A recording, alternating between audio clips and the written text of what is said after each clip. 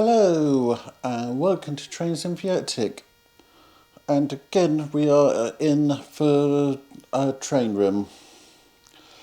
This week I was hoping to actually print out the plan of the layout in full size, but I haven't quite done that yet, and there's a reason for that. The reason is I still want to confirm a few bits, so I've done a print, but it's going to be 130 odd pages to actually print it out. So I want to do some more adjustments on the computer software. So next week we'll go into the computer software and actually design it.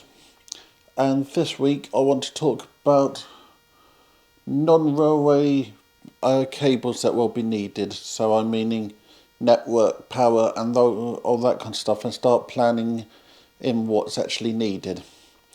So I'll pause the camera and then we can go on to the titles.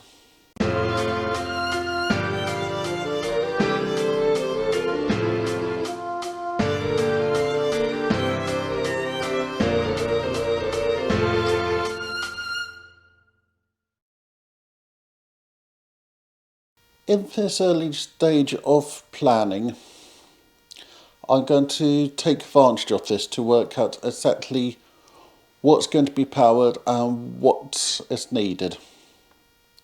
So in this room I have two sockets there, one socket there, and we have Ethernet cable running to here, whereby we have a computer, the streaming computer and a Wi-Fi access point. So what we need to actually do today is to plan what power we need. I'm planning to do something clever with power and the layout. I'm planning to have everything on smart plugs, so that I just say to the voice assistant turn on for railway, and it will beat everything on in certain patterns. As something I learnt with the last layout is I needed certain transformers to turn on before other transformers, otherwise I would have some problems.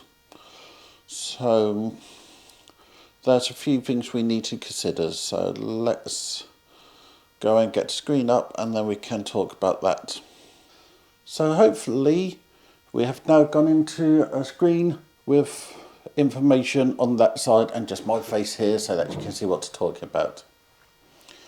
We need to look at what's going to be plugged in. So the first thing is the ECOS. Then it's going to be a booster, because I want to have the two levels separated. So that's two things. Next we need our 12 volt system, our 16 volt system and our 3 volt system. 3 volt is for LEDs, 12 volts is for accessory decoders and lighting, and 16 volts is for accessory decoders and lighting. So we're up to 5 things already. Then we have Cctv system, as I want to be able to view what's going on when I'm operating off of bits. So if I have a train come off just there, we'll be able to know about it. So that's SIT system. Next we have a screen for the CCTV system, so that's 7. But that might be an iPad or something like that, or it might be something I can run off the 12 volt system, so I'll count that in at the moment, but it might not be needed. Then we have my car system, so that's 8. So we are already running quite a lot of power. Then it's already set up in there. We have a train computer, we have a streaming computer then have a mixer desk, and we also have a Wi-Fi access point, so that's all taking that. So we have a potential of 8 things at least taking power. So on the frame, we're going to have some ducting so that we can take the power to where it's needed. So we now need to consider communication. As I haven't said it yet, but most people have presumed it, I'm planning to have this computer controlled. So that's why we have a computer in there as well as a streaming computer. So we need to look at our Ethernet connections. So for CCTV system we'll have an Ethernet. For ECOS we'll have an Ethernet.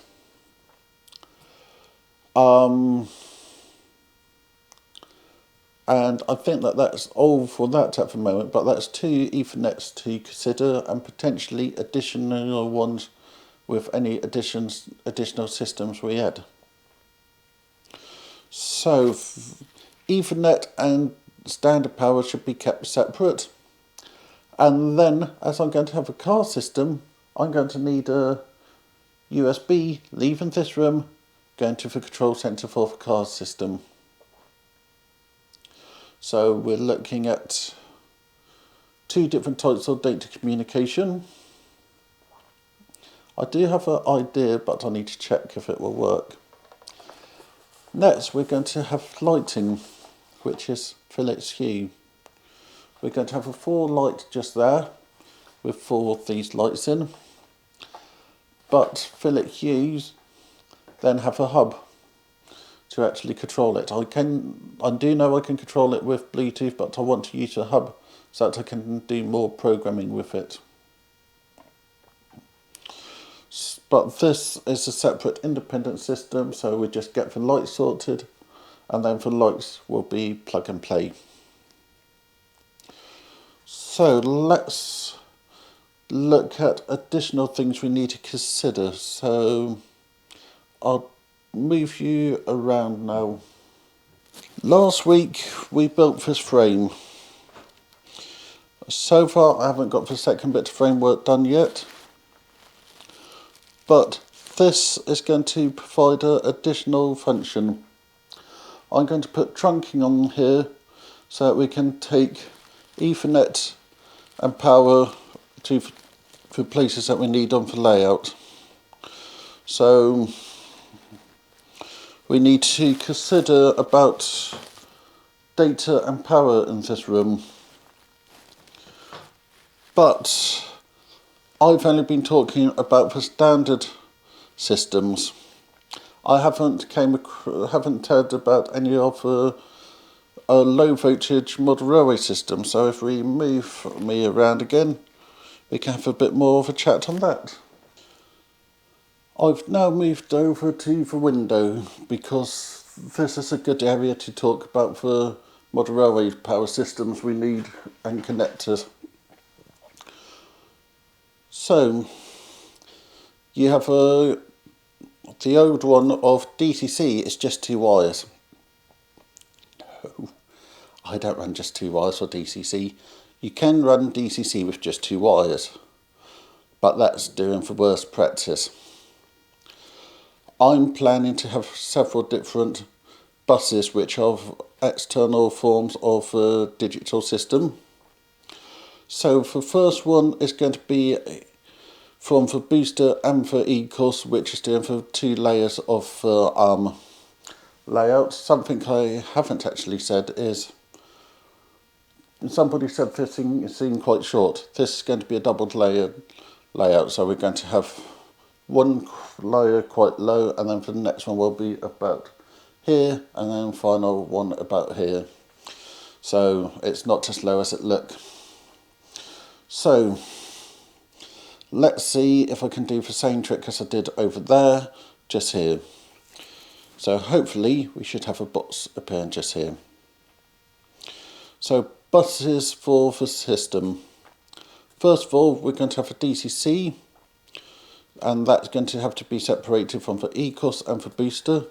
The booster is going to be a Worley purchase. So we have that. Then we have an ECOS link, which starts off with a ECOS dedicated cable, which then go into a box, which then go into Ethernet to run around for layout. This brings into account one of the problems I can see. You'll know I said I'm needing Ethernet for CCTV and for ECOS. And I have just said I'm using Ethernet for the LoConnect system. I don't mean LoConnect, I mean Ethernet, the ESU connection system. So what I'm going to have to do is get different colours network cables for different colour jobs. As if you put the wrong network cables to the wrong connection, you could blow up your equipment. So I'm going to have to be very strict on network cables. So I'll have a colour code which those cables are certain colour cables are for certain colour jobs. So we're going to have our Ethernet cables. So we got our 12 volt, no, we got our DCC and our ECOS connect. Then we're going to have our 12 volt, 16 volt and 3 volts. We're then going to have, which use Ethernet again for S88 connection, as that's adapted to Ethernet, and then that's used for detection. Then we're going to have a DCC for accessories, so that will be for train tech signals and any other train tech accessory. Then we're going to have our car system, which is going to be for antenna wire, and I believe that also needs 12 volts and 16 volts, which I believe I had separate last time, but I'm not quite sure how I'm going to do it this time. So what I'm going to have to plan in the coming week is wiring plans. So I'll have a sheet listing exactly what wires needed, and then also with the wires you're going to have different gauges of wires needed for different jobs, as you don't want to burn out any of your wires. So we're going to have a bus wire, then we're going to have feeder wires. So this is the reason I have changed what today's video was, because we have a lot of planning to do. So planning isn't just for layout, planning is your power. Planning is how to move your power and data around. On the first layer that we're building, I'm planning to have some ducting which have lots of holes in the side running along the layout, because it's not scenic, it's just storage. Therefore we can have other accessories on show. But when we get onto layer 1, we're going to have other cables underneath the layout, which is going to need a lot more planning. So I'll leave you all with a headache of what's required to run the railway and planning before you even get onto your track plan. I'm going to start working through this pile of models to try to get it tidied away so that I can carry on building the framework. I hope you found this video helpful. Hopefully next week we'll do something a bit more visual. Remember to like, subscribe and comment, and I'll see you all next time. Thank you very much, Richard.